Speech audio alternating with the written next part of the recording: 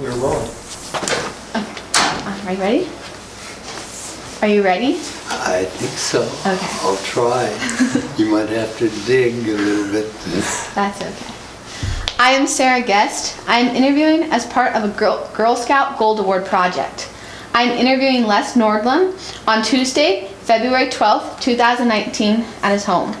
Also present with us is Greg Osmakopoulos and Eric Guest, who is operating the camera. This interview is being conducted for the Veterans History Project at the Library of Congress. Could you please state your full name? Oh, really? Lester Harold Nordlund, L-U-N-D. Could you please state your date of birth?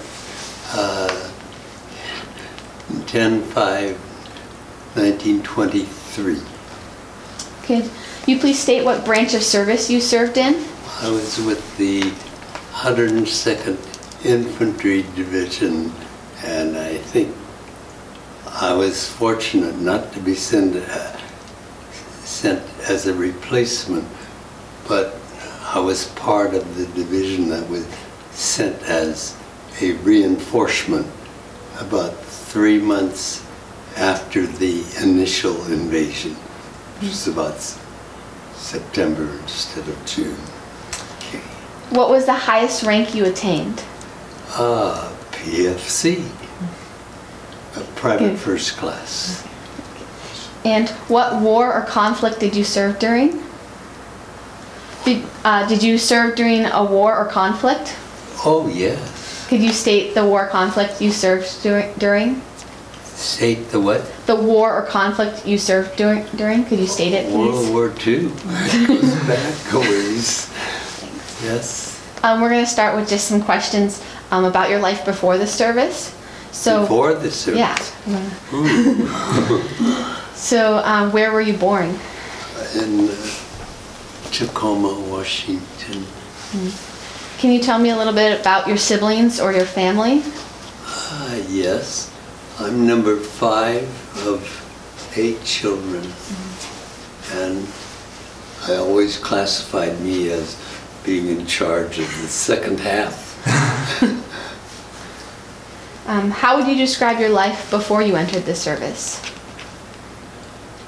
I think I was fortunate to be brought up on a small farm, about 6 acres. A lot of chores that were assigned to me as I grew up through my teenage years.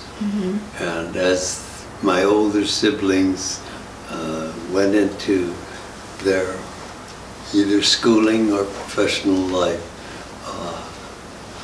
I became an age where I was to deal with the problems myself. You know, Yeah. 19, 20, yeah, okay. Can you tell us about, so now we're going to talk more about your service. Now I'm going to ask some more questions about your service. Sure. Specifically. Can you tell us about when you first went into the military and whether you were drafted or you enlisted? I believe I was drafted. I already had a couple of older brothers that were in the service, and my mom was very reluctant to see another one leave. So I was very much encouraged not to enlist.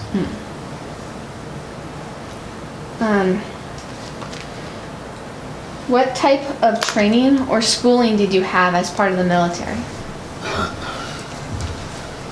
My schooling was just as a high school graduate at that time. Pretty common, I guess. But I went to school later, after the war. GI Bill. Did you have any training before you were joined the service? Before I had a uniform? Yeah. No. Okay.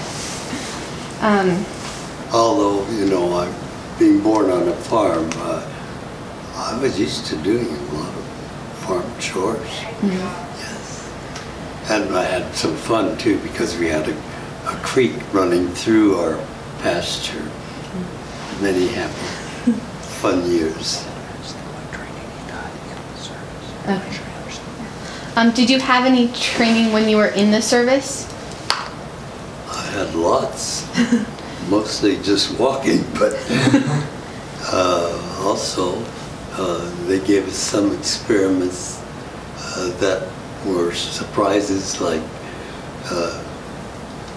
being gassed from an airplane. Drops some gas bombs to us that would make us cry, you know. That's all, but it was obvious. Okay. Do you have any distinct memories from your time training? Or? Well, yes, but this is where you have to dig a little bit. What was the best part about training? The best part?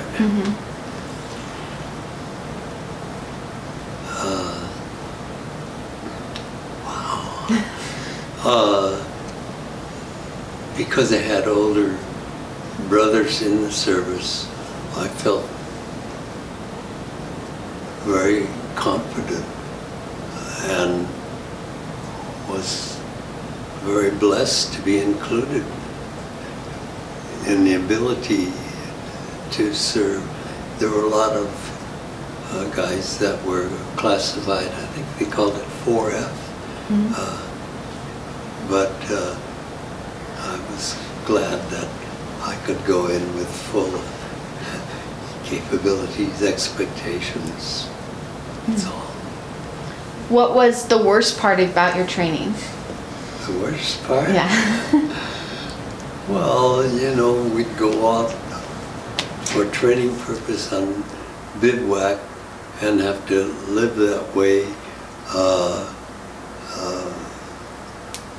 for a couple of weeks at a time before we could get back to real life bathroom facilities, you know.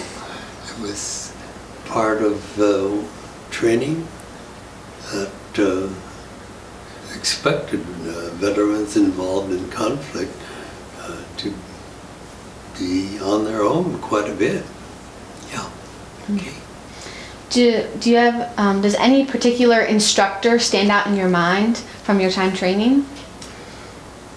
I had a very capable and attentive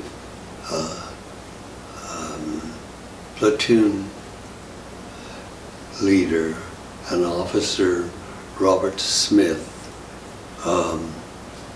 and I happened to be what they called his runner. And often used, instead of using a radio, I was the message carrier. Yeah, verbal, yeah. And I felt very pleased to do that because I could walk and felt I knew where I was going. And good to have that kind of trust in me by my officers. I still have my officers, immediate officers, Robert Smith's picture, who came to visit me after the war. And he had only one arm at the time, and oh, was my family impressed with this officer in uniform coming out to visit this kid on our family farm. And I never forgot it, and when I got a little older and married a lady by the name of Eleanor, and went with her to revisit him. I think it was George State, something close to there. I think Georgia, but that could be a mistake. Yes. Okay. That's awesome. Did you receive any specialized training? Specialized? Or trained to be in a specific position or a specific job? Well, I certainly had a lot of training with the M1 rifle and to make sure I could use it and handle it correctly and use it effectively. Yeah. What was your first assignment after your training? Wow.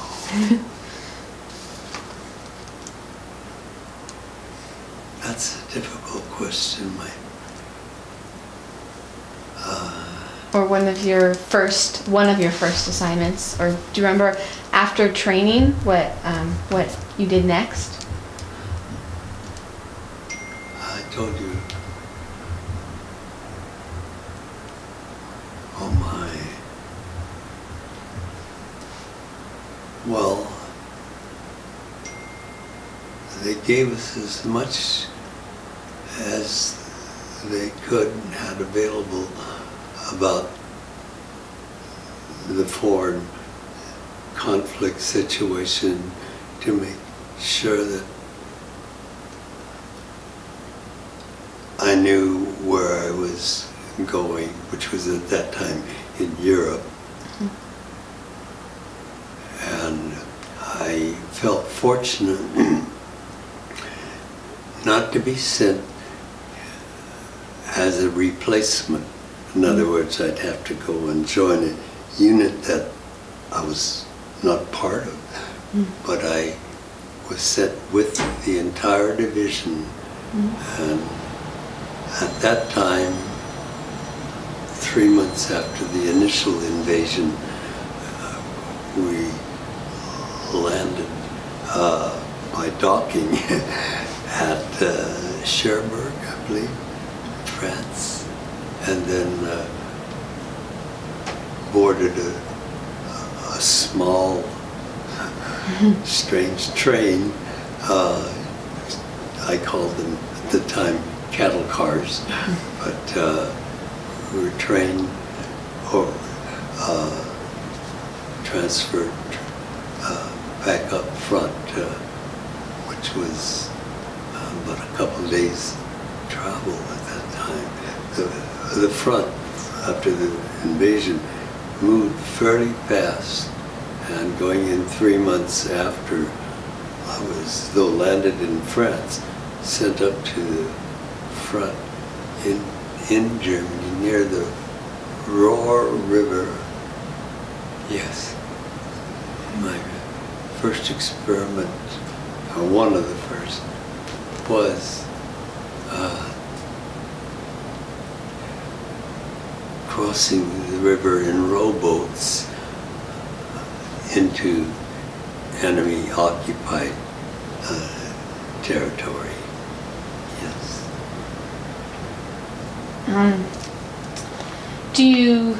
What did you do when you were serving for recreation or when you were off duty? Well, I was not allowed to wander very far away from my material, you know, but if there was a ball, I'd always play catch with someone else who was familiar with it. And I grew up playing in my teenage years, actually competitive. They called it softball at the time, you know, but I just love this sport. Was there anything you did for good luck, or something? Is there anything you remember doing for good luck? Well, I wouldn't describe it that way, but I prayed a lot. I was a Christian and was aware that my duty it could be dangerous, but like I said, I had older brothers who kind of led the way and felt that, hey, I've got to be involved in this some way too. Yeah. Do you recall any particularly funny events or humorous events while you were serving? Funny. Well, you know,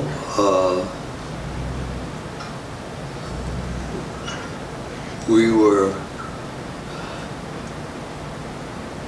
very interested in seeing any women that we could, and going into a town, there were usually a few women still wanting to stay home and not move, who had escaped being hurt. And it always attracted us to see some of them from a distance. Yes. Did you receive any promotions or awards that you could tell me about?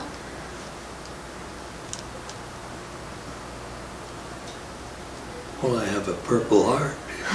Is that? Yeah, that would be. Yeah, no, I received small arms fire in my legs and a little bit on my rib cage. Yeah. What kind of friendships and camaraderie did you form while serving, and with whom? My immediate officer, Robert Smith, like I think I said, I was called his runner. I was right with him, and was very privileged to serve in that way. Actually, later in life, when I got married, my wife and I actually went down to see him after the war. And I'm very thankful that that happened. And like I said, he had already come up to see me, and I felt obligated and happy to do it, to bring my wife, to introduce my wife to my former officer. What was the most memorable moment of your service, if you have one? Well, we had earlier crossed the Roar River as we advanced forward. The front line was moving, you know, and I remember crossing that river in a rowboat, and of course that was very obvious to flyers up above, and thankful that we had at that time a very formidable Air Force, ground support Air Force, who flew close to the ground in our support. While you were serving, how did you stay in touch with your family and friends? They had a form of mail. I forget what they called, but we could send short messages home that did not reveal our position, you know. So the armed forces provided that service. Yeah. Do we want to take a break, or is the camera good? Oh, yeah. We're going to take a little break. Is that okay? Oh, thank you. You want to